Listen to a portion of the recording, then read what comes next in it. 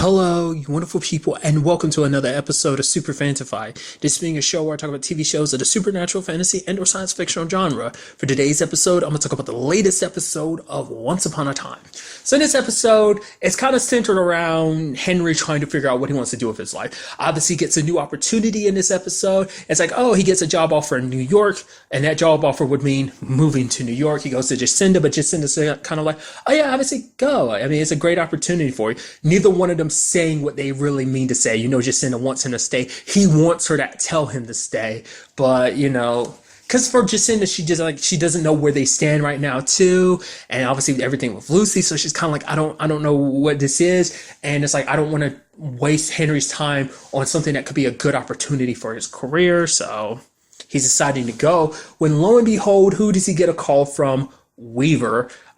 Weaver wants his help. All the while we see a flashback of Henry in the past, and Henry wants to make something spectacular, because he wants to propose. He wants there to be a story to his proposal to Jacinda, because it's like he's got a lot of hype to live up to. It's like, my grandparents are Snow White and Prince Charming. They literally have the go-to love story. I mean, especially in this universe. So it's kind of like you kind of have to live up to that. I mean, how do you live up to that? All they went to find each other and their love story, everything they conquered, everything they did in the Enchanted Forest to everything that went down in Storybrooke too, just added more to their tale too. And Henry set out on this journey because he wanted to find his own story. He didn't want to just be the character in someone else's story. So he wanted to find his own way in this episode. So Hook is like, hey, I know a place you can get a ring and an adventure, and, it gives yourself a story. And so they do this whole thing with tracking down Davy Jones' lockers to get the treasure. There's a Blackbeard situation. I was actually surprised when it turns out, the whole thing is a setup. The moment Blackbeard's like, okay, this isn't how it's supposed. Wait, what? And it's like, oh my God, Hook set everything up. And it's actually kind of a sweet yet sad reason why Hook set it up, because Hook was like, I just wanted to help you out or whatever. And it's like, I'm not trying to make a fool of you. He's like, I wanted you, I figured this would be something like, the old Hook, the other Hook did so much for you. And I just thought maybe it's like he wants to be, because he doesn't just want to be thought of as like the other Hook, because he has so much to live up to, just like Henry's trying to live up to his grandparents' story, their love story, there being the symbolism of their love and stuff like that. He kind of wants to have some great story to tell with his love for Jacinda, which they already have their own story anyway, but nevertheless, he wants something to kind of be as meaningful with the ring and the engagement and everything like that.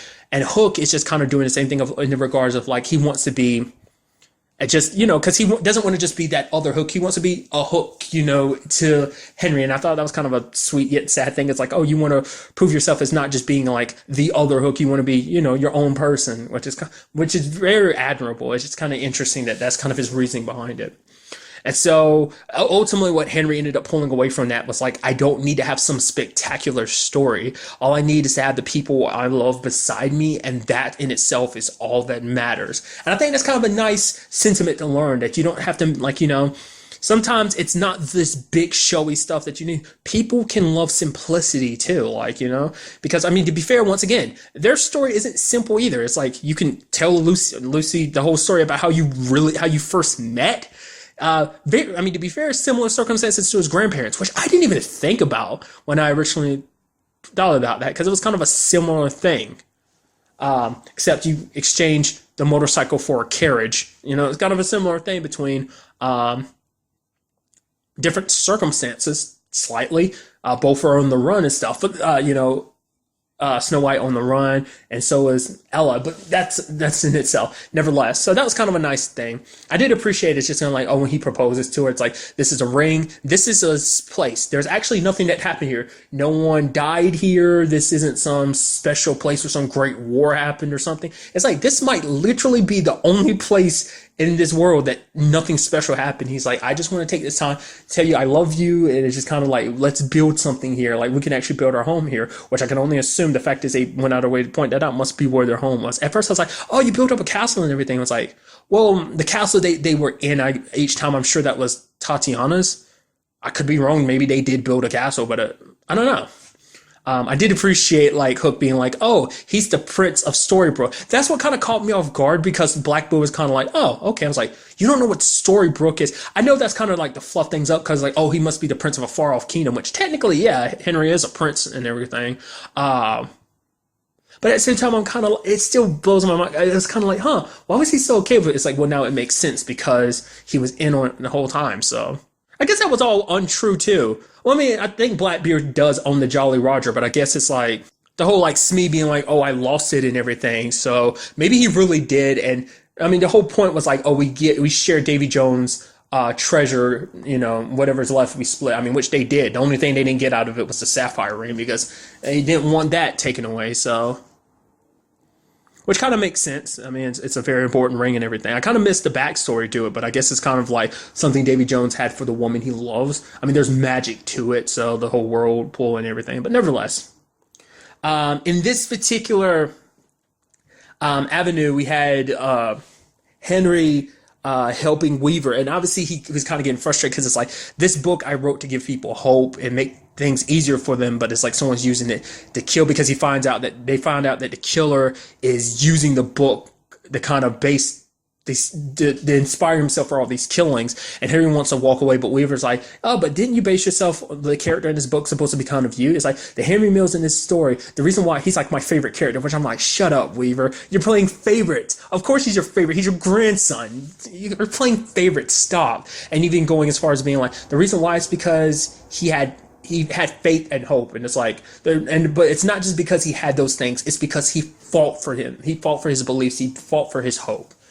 But that kind of put things in a different perspective for Henry, and he looked at the book from a different perspective. It's like the killer is actually treating himself as like one of the characters. It's like, oh, which one of the characters is he? No surprise, because the last episode told us, it's like, oh, it's totally him, which came to no surprise. But what I found most fascinating about it was in the story, and when obviously he was writing corrections in the book, which I thought was kind of interesting, because obviously Henry was telling it from the more traditional fairy tale adaptation. This one is like, Hensel was kind of like, no, this is the true story where he's writing it in the book, writing corrections and stuff like that. And it turns out that Gretel died, which then begs the question, who the hell was it that Drizella met last episode then, if that wasn't Gretel? And then it kind of turns into the situation, were those Hansel and Gretel's from two different worlds?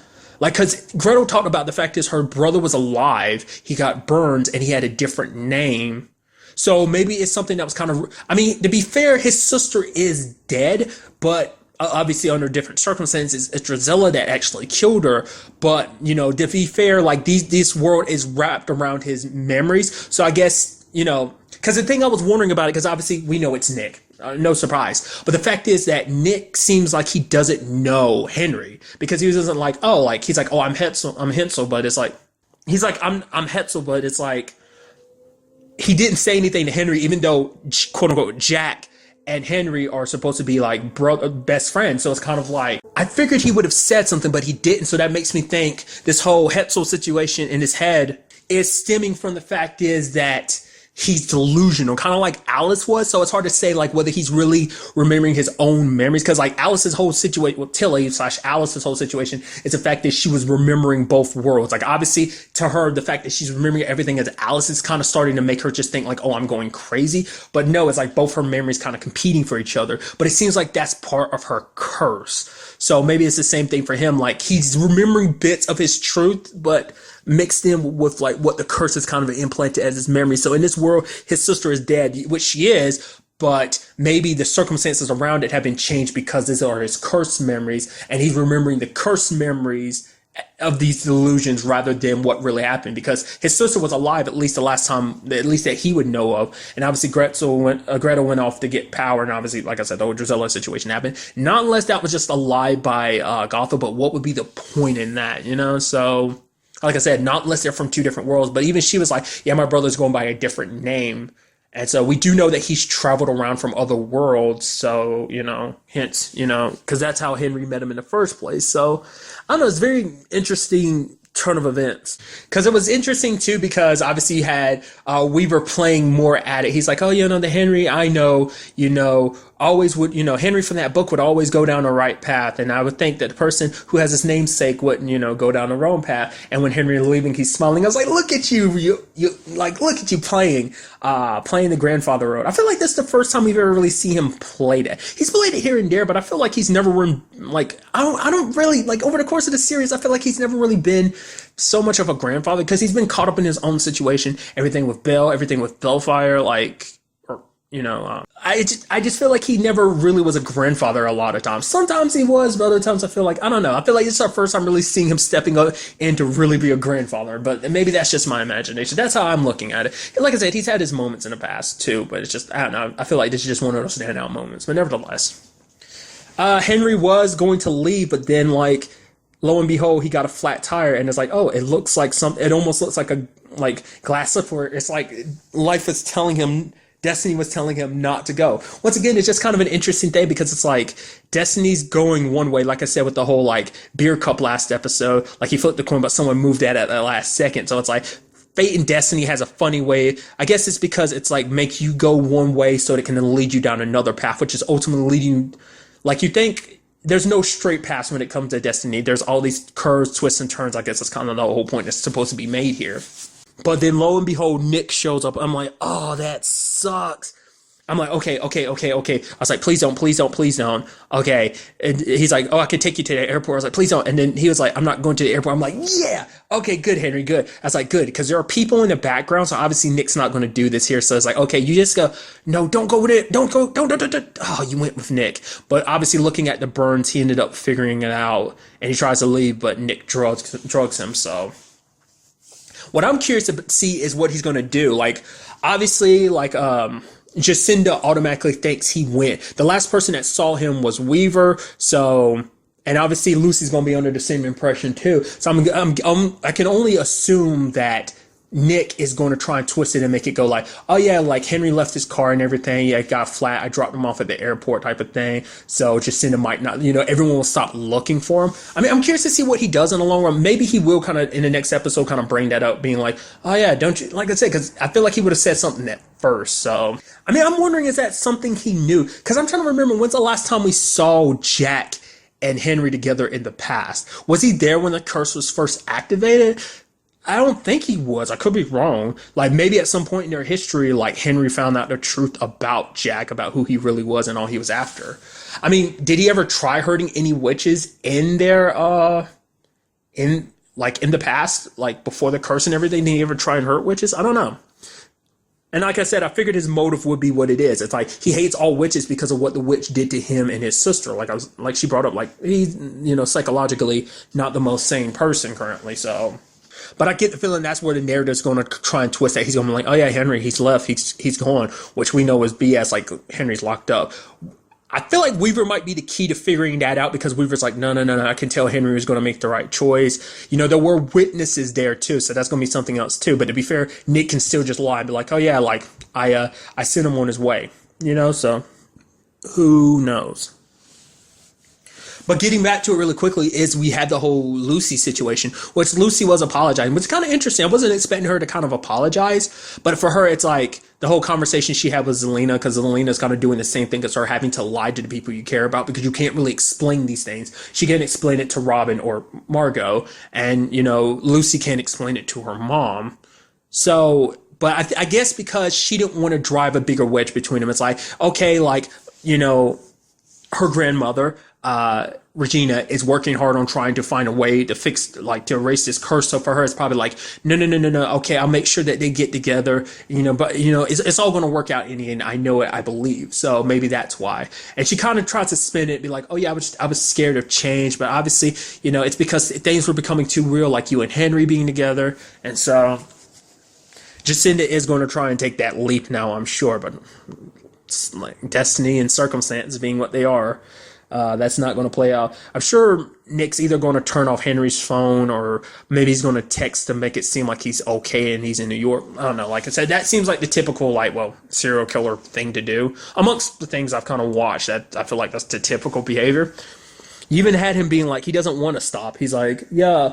I mean, especially because it does seem like his, life, prior to the curse is kind of translated into this world, because in this world his sister was killed by the cult, why he's going after them. But to be, once again, it's like, well, he's going after all witches because it turns out Zelina's the next target, as we learned at the end of the episode. But that was kind of an interesting thing too, with the whole Zelina and Robin situation, because Robin like knows something's up, but he's like, you're holding back. Because I'm curious to know what kind of relationship they had. Like, we still don't really 100% know Robin and Zelina's situation. Like, we know bits and pieces, like kind of like Zelina never kind of let her spread her wings like she would want to, like didn't really teach her magic and stuff like that. Because my argument was at the time back then, and I think it still can still hold true, is because Zelina didn't want Robin to kind of become tormented by magic like she was. Like, magic took her down a dark route, and she didn't want that for Robin. And also at the same time, it's like, you're her little girl. She's always going to be very overprotective when it comes to you. But it seems like Kelly and Margot had a lot of disagreements. So maybe that's, I don't know. Like, I feel like we still don't know still don't know what their relationship was like under this curse. We know a little bit about outside of the curse, when it's Zelina and Robin, but Kelly and Margot, we really don't know. But, it's kind of interesting because she's like, oh, you haven't changed. You won't change, which is interesting considering the fact that Zelina changed for Robin. So it's kind of ironic hearing Margot talk about the fact is that Zelina / Kelly hasn't changed. I don't know. That's my mindset about it. But, well, it's interesting. Obviously, going back, we have Killian giving Tilly a job working with Sabine. Which I love the moment, like, obviously Tilly's very nervous, and then you have Killian be like, stop biting your nails. She's like, I can't. I'm like, it's kind of adorable because it's the little things like that. You're like, it's like a dad telling his little girl, stop. And then later on in the episode, when he looks at her and he's like so proud of her, I'm like, look at her. He's so proud of his little girl. She's going out there, getting out there in the world. She's working hard, got her first job and everything, which obviously they don't know that. But that, because we as the audience know, it just makes that situation that much more adorable, and I love it. But it was kind of sweet too, like the moment, because obviously Margot kind of forgave her mom because of her conversation with Tilly, because Tilly kind of put things in a different perspective. It's like, oh yeah, obviously your mom's keeping stuff from you, and that sucks. I feel bad for you, but I also feel bad for your mom because there must be some circumstances that she has to keep this from you. Obviously she doesn't want to, and it must eat her up, and kind of put things in a different perspective for Margot. And I thought it was kind of the beignet that she ended up making, the one that was kind of odd shaped, was a heart, more realistic heart. And I was like, and she gave it to Robin. I was like, oh, that's so sweet. So that does in my head go like, so it isn't just a friendship. There's something there. Like I felt it like in that episode that you had. I was like, that's more than a friendship. There's like intimacy there, isn't there? And it's like, it seems like that's the case, which makes that scene even more sweeter. And she's kind of walking away. It's like, because Killian's asking her about her day. She's like, well, yeah, because it's like, yeah, her name's Margot with a T at the end, not at the beginning. And it's just like, and then you see her kind of being all like giddy about it, and you see Killian's mom. I'm like, that's so adorable on so many levels, dude. I love it. So that's a beautiful thing. But nevertheless, things are going to definitely get interesting now that Kelly knows, like, oh, she's next on the list. I assume she's going to tell Ronnie. She sure as hell isn't going to tell Margot. So especially, even more so under these circumstances, it's because Margot was worried and can't tell her about this because, well, for one, that would be revealing the true nature of everything. I mean, to be fair, this is all taking place under the curse too, because it's like, well, there's a serial killer out there. So that's something she could still explain, but that would still involve telling her daughter all the truth. So it's like, we're not currently in that point where I need you to know everything. It's like, just wait a little bit. Like once all the memories are restored, the curse is broken, then we can like talk like we need to, it's kind of what Zelina's really waiting for. So crazy circumstances we find ourselves in when it comes to this episode. I am very interested to find out what goes on in the next episode. Like I said, the biggest thing I'm walking away from this episode is trying to figure out how this whole Hansel situation works. Like I said, because of what Gretel said, it's like he was still like the whole Gretel situation is like, so either that was her from a different world, or like I said, because of his like cursed memories, things are kind of warped because of that. So, and will anyone know about the missing Henry Mills? We will just have to wait to see what goes on in the next episode to potentially get answers for this. So, all right, because like I didn't even think about this complete angle I shouldn't have thought about too. It's like Ronnie will be the one that pushes the most to try and track him down. Weaver, yes, but like I said, he'll probably be like, no, I was so sure Henry would stay. Maybe that's not a clear-cut answer, but it's like, no. Like Regina's gonna check. It's like that's her baby boy. She's gonna be looking, So that's kind of where I can't believe I didn't even think about that angle. Of course, she's gonna be the one to figure it out because it's like, no, no, no, no, no, like, because she's going to check up. It's like, no, I got to keep an eye on my boy, whether he's here or not. I need to check out and see where my boy is, so we'll see what goes on. So whether that ends up being the case or not, I strongly believe it, but like I said, we'll wait and see. But really, that's all I want to talk about in this episode. Till the next time we meet, be happy, be safe, live life to the fullest, and enjoy it. Good day and goodbye.